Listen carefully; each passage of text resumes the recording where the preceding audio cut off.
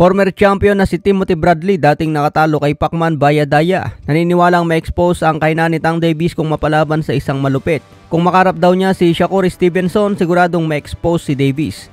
Kung tignan daw ang resume ni Davis, walang solid na tinalo sa lightweight division. Tinalo niya si Leo Santa Cruz sa super featherweight. Tinalo niya si Pitbull Isaac Cruz sa lightweight. May rehydration clause kay Ryan Garcia at Mario Barrios sa 136. Base raw sa mga nakalaban ni Davis, malayong mas dekalibre ang galawan ni Stevenson, kaya ma-expose umano si Davis dyan. Masama talaga ang loob ni Bradley kay Tank Davis. Matatandang nag-awayan noon dahil sinabi ni Davis na hindi daw nababagay si Bradley sa Hall of Fame.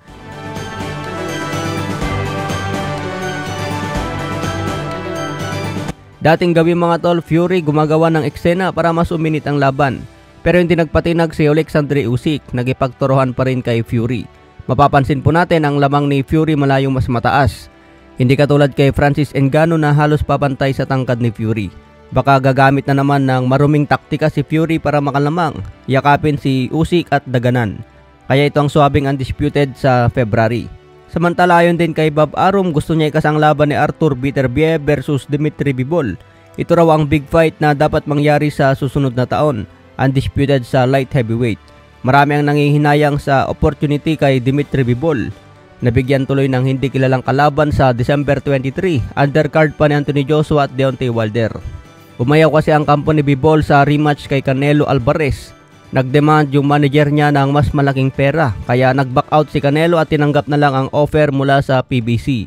Kung tinanggap na lang sana ang rematch kay Canelo, malayong mas malaki pa ang kinita lalo na kung panalo. Malaki din ang share sa pay-per-view. Kaya sayang pagkakataon na yun para kay Dimitri Bivol. Sa iba pang balita, Shakur Stevenson, magugulat daw tayo sa ipapakitang performance kung paano niya talunin si Edwin De Los Santos.